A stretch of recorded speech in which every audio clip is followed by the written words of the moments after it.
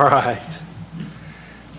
What experiences have helped you prepare for the level of professionalism and leadership required of school board members? Sure. So in my professional career, I have been a regional director of accounting for a healthcare company in Johnson County. I also have 3 children, which is an entire level of preparation for executive function. And I do a lot of community work. I do a lot of volunteering and getting people involved in things in the community. Okay. What do you consider major challenges and priorities for the district, and how will you address? Sure. I think some people feel like there hasn't been enough transparency, and part of that is that that word means something different to different people. And I think for people to feel heard and understood, that we have to understand what it means to them to feel that the board is being transparent. And you know, we have an obligation to do that and to provide as much transparency as possible. Okay. What do you believe should be a primary focus of the school board, and why? Mm-hmm. So the school board would have an obligation to provide guidance and strategic goals for the superintendent, to be good stewards of public funds, and to be an advocate for the children of our district and in our community. Okay. How does our district maintain and improve its services and reputation? Sure. The last couple of years have been a little bit tumultuous in Lee Summit, and I think as a board, we should come together and remember what's important, and that's the children, and focus more on our children and providing for them. Sometimes other things can draw you away from that, and I want to make sure we focus completely on our children and how we provide for them. There are a lot of different things for vision and innovation, and I'm very excited about them. I don't have all of the answers for that, but I know that there are a lot of very innovative things happening right now in education. Okay. The R7 district bylaws clearly define the relationship between the school board and the R7 staff. Please describe how you envision your working relationship with staff. Sure. We appreciate all of our staff members, obviously, and our teachers and our admin. I feel like it would be a collaboration. We would have to listen to them and their guidance and help realize whatever issues they have and solve those issues. I feel like it would be very much of a collaborative effort. Okay. Please summarize your qualifications and level of financial expertise appropriate to govern a $300 million school district. Sure. I have a Bachelor of Science in Accounting. I am a financial analyst. I have 18 years of experience in finance and accounting. I worked for a Fortune 500 company straight out of college, and I feel like I have gained a lot of ability to disseminate information and ask strategic questions, and to get data that we need to make good decisions, good policies. I believe I have that, yes. Okay. What is your approach to conflict resolution among board members, and describe a time in which your mind was changed regarding an important issue? Sure.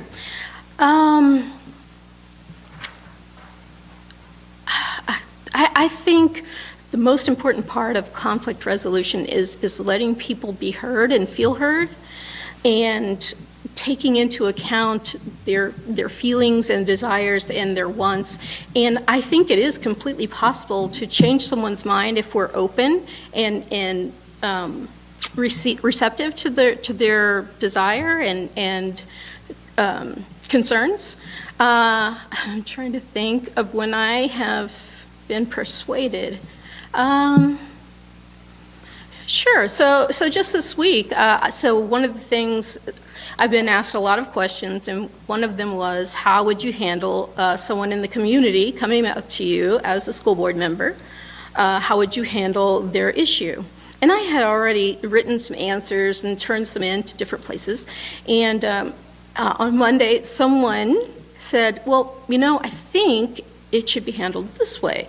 And it was to go through the entire complaint process. And so that wasn't what I had said. And I thought, you're exactly right. That's probably exactly how that should take place. And that was just on Monday. Okay. With respect to LSR-7, please explain your understanding of other community resources in Lee Summit and how we best leverage. Okay. Other resources. I know that there are a lot of community organizations in Lee Summit that provide services and scholarships and different levels of care for the Lee Summit School District. Some of it is financial, some of it is consulting, some of it is in the form of scholarships. There are a lot of different organizations that help support the school district. I am aware of that, yes. Okay. Define equity as it applies to our school district. Sure. In its fundamental form, equity really is just providing what each child needs in order to be successful in education, which matches our district's mission statement, and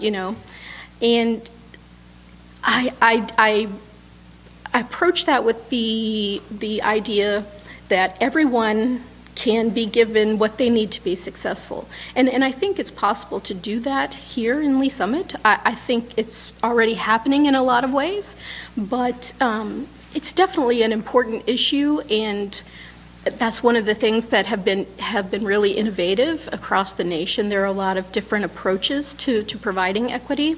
And ultimately, we want all of our kids, regardless of where they're from or whether they had a good night's sleep or had parents at home or their parents aren't available. There are just so many different special needs, special disabilities, and we want to make sure all of those needs are addressed. Okay. In your opinion, what inequities, if any, exist within our school district? Sure. So inequity can be socioeconomic, it can be learning disabilities, it can be other factors, reduced lunch, a parent not present. There are a lot of different inequities that can be addressed, and without knowing each specific person and individual, it's just a really broad question, and so to provide each person with the equity of education that they need, it would take a lot of understanding and knowing the child and the family. How would you address those inequities?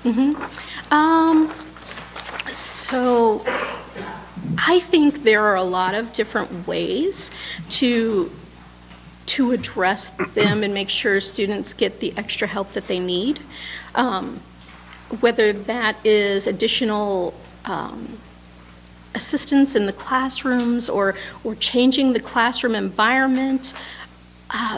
There are some innovative things that other school districts have done with the setup of the classrooms and the way information is presented.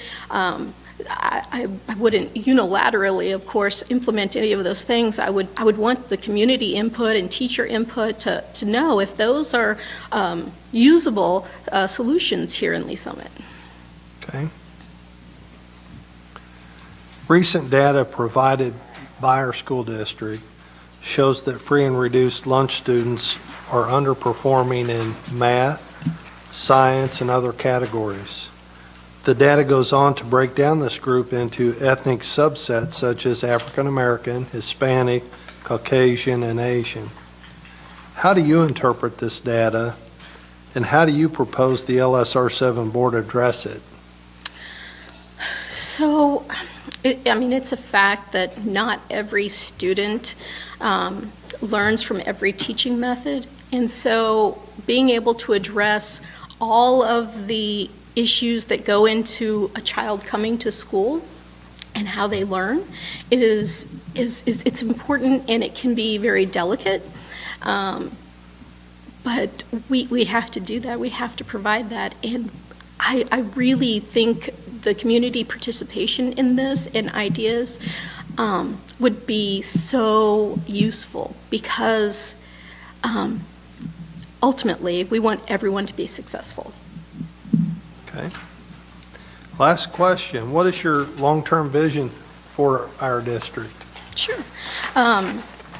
So I know that Lee Summit has been known as one of the best school districts in the state for a very long time.